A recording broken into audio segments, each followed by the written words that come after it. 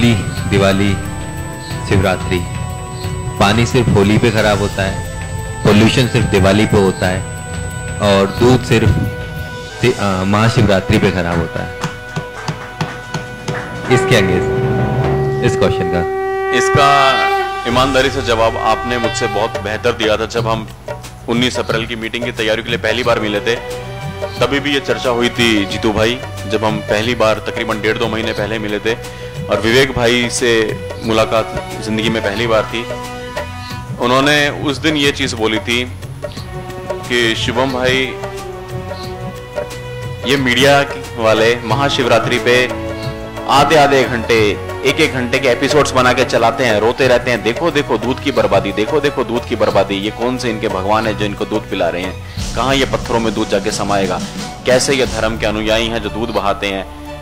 तब एक बहुत खूबसूरत बात जिसने मेरे दिल को छू लिया था, मैं आप सबके उपस्थिति में बोलना चाहता हूँ। विवेक भाई ने यह कहा था कि शुभम भाई, एक शिवरात्रि के दिन भगवान शिव जी के ऊपर बहाया हुआ दूध इनको दिखता है, पर एक जो गौ माता कटती है उसके लिए कभी नहीं बोलते जो पूरी जिंदगी में कितना दूध देती।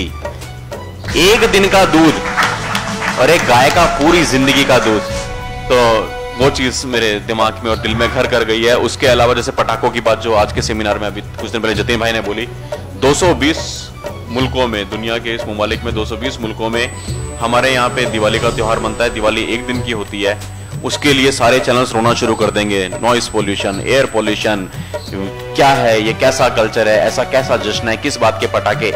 मजे की बात क्या है, इसके भी प्रमाण के साथ में वीडियोस हमारे पास में है यूट्यूब के, सबको हम सर्कुलेट कर देंगे, पूरे वीडियोस फैला देंगे।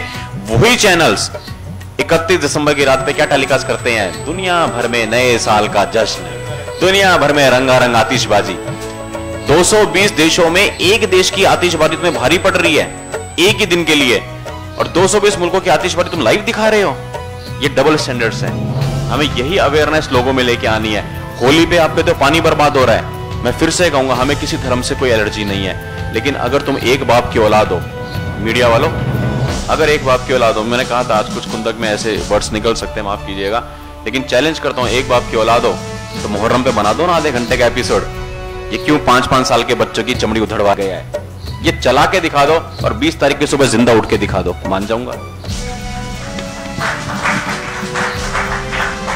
हमें एलर्जी नहीं है, जो जिस धर्म का पालन कर रहा है बिल्कुल शौक से करे, लेकिन हमारी ये पीड़ा है, हम सताए हुए हैं अपने देश में।